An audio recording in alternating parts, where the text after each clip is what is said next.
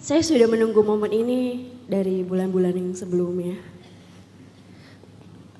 Saya mau nanya Ustadz, kebetulan pas banget di sini kita bahas soal kesehatan mental ya.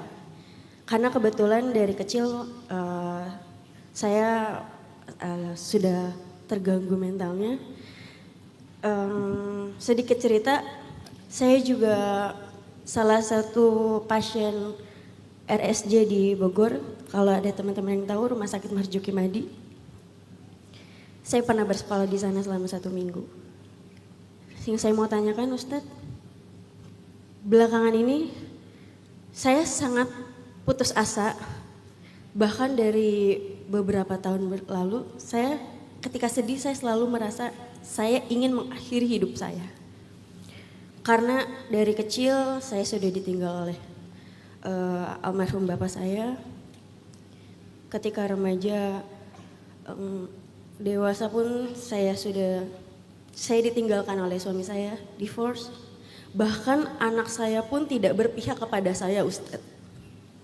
Akhirnya saya jauh-jauh dari Kalimantan merantau ke Jakarta untuk mencari ketenangan yang terkadang membawa saya ke arus yang tidak benar. Di bulan ini saya berharap sebetulnya akan menjadi bulan yang baik untuk saya, tapi ternyata malah sebaliknya. Untungnya teman saya mengajak saya ke acara hari ini, dan alhamdulillah saya terpilih untuk menanyakan hal ini. Ustadz, apa yang harus saya lakukan ketika obat, healing, bahkan semua hal yang sudah saya lakukan itu masih belum bisa membuat saya tenang, Ustadz? Merasa udah melakukan berbagai macam ikhtiar untuk bahagia, termasuk healing, terus kayak pergi ke tempat yang jauh agar bisa move on, tapi ngerasa belum mampu. Ada satu hal yang mungkin Kak Fauziah dan teman-teman perlu coba dalami lagi, yang tadi saya sampaikan di nasihat yang kedua kalau nggak salah, belajar mindfulness. Apa itu mindfulness? Belajar untuk melatih kesadaran dan perhatian kita tentang momen kita saat ini. Jadi apa yang kita sedang lakukan itu kita coba lebih mindful, kita sadari, kita rasakan, kita nikmatin tanpa judgement, tanpa harus menilai dan menghakimi. Kayak misalnya kalian duduk di sini di ruangan ini. Kalau kalian duduk di ruangan ini, tapi pikiran kalian ada di luar, hati kalian dengan segala keluh kesah di luar, maka kalian gak akan pernah menikmati duduk kalian di dalam majelis ilmu. Itu arti mindfulness. Kalian baru akan mendapatkan keberkahan majelis ilmu kalau ketika kalian duduk di sini tuh kalian hadir. Karena mindful itu kan present ya, dia hadir kan. Hadir itu secara utuh gitu, pikirannya ya, perasaannya ya, jiwanya ya, fisiknya. Sehingga kalau kalian di sini duduk dengan mindful, kalian menikmati kajiannya, menikmati tilawahnya, menikmati joke Kak Buninya, menikmati quotes-nya, kalian akan mendapatkan hal yang nyaman. Dan itu nanti bisa jadi hormon kebahagiaan dengan segala variannya kan. Ada hormon cinta, ada hormon painkiller, ada hormon mood stabilizer dengan segala macam istilahnya. Itu tuh akan muncul secara natural ketika kalian mindful dalam majelis. Begitu juga ketika kalian misalnya Kak Fauziah lagi pengen healing. Ada loh orang yang nonton tapi pikirannya ada di luar. Kayak dia lagi nonton musik, orang di panggung tuh lagi nyanyi, yang di bawah itu pada ngikutin nyanyinya. Tapi dia pernah kan lihat ada orang di konser tapi dia beda sendiri gitu kan. Kayak gak hadir gitu kan. Konser orang lain semuanya enjoy, kayak menikmati, dia sendiri. Itu kan berarti gak mindful, dia gak hadir di situ. Ini contoh-contoh ringan ya. Atau kalian lagi nonton bola. Kalian lagi nonton bola. Coba pernah gak lihat ada orang nonton bola, yang lain tuh wah dia Pernah ketemu nggak orang kayak gitu? Kalau nggak pernah berarti kalian jarang nonton bola. Karena ada aja tuh di stadion itu ada aja orang kayak gitu. Mungkin dia datang ke situ bukan pengen nonton bola, dia pengen dapetin vibes dari crowdnya karena itu kan dibentuk ya. Cuman terlalu kuat lelah batinnya, lelah mentalnya, lelah problem mentalnya terlalu kuat sehingga udah dibentuk oleh crowd, vibesnya pun dia nggak kebentuk, dia masih tetap asing di situ. Dia nggak mingle di situ, dia nggak ngeblend di situ, dia malah asing, kayak bukan orang yang ada di situ. Nah, gimana cara ngelatih mindfulness ini? Sholat. Karena ketika kita sholat, kita tuh memutuskan semua urusan di luar sholat. Begitu kita Allahu Akbar, putus semua, tek tek tek tek tek tek tek tek.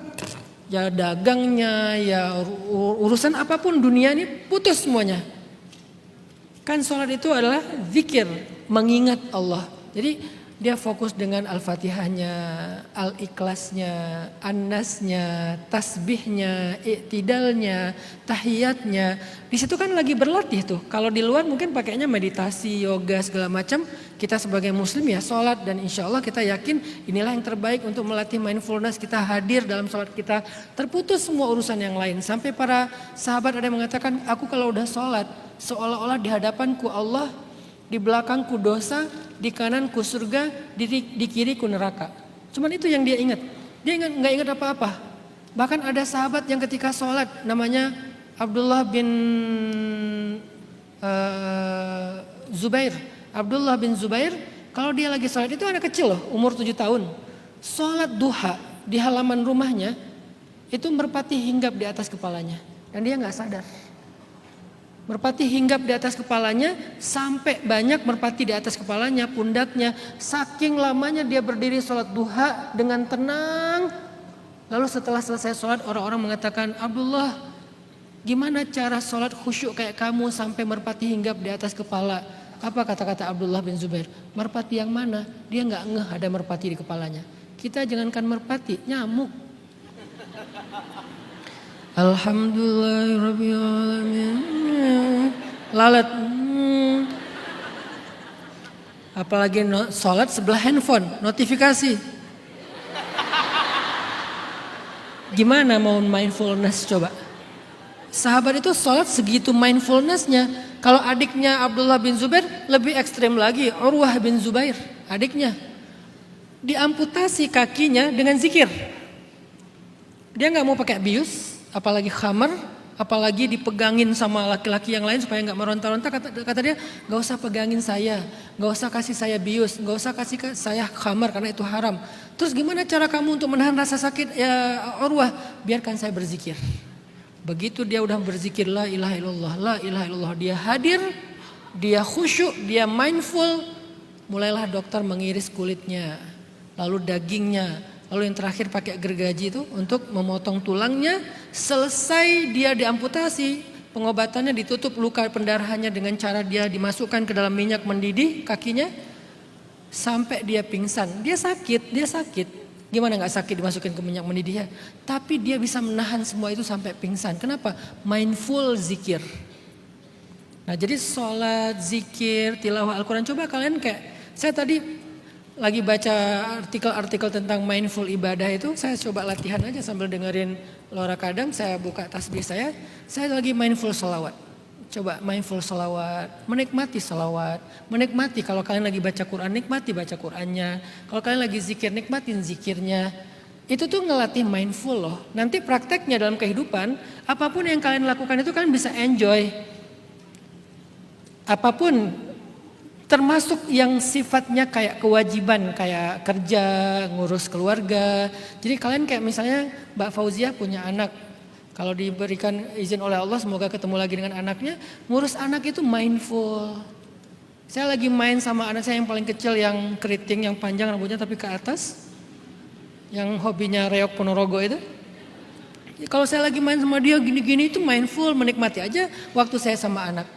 Saya nggak mau mikirin urusan kerjaan yang lain. Saya punya masalah di sebuah usaha saya yang lumayan berat. Saya nggak mau mikirin itu. Saya lagi sama anak. Jadi saya mindfulnya dengan anak, hadirnya dengan anak.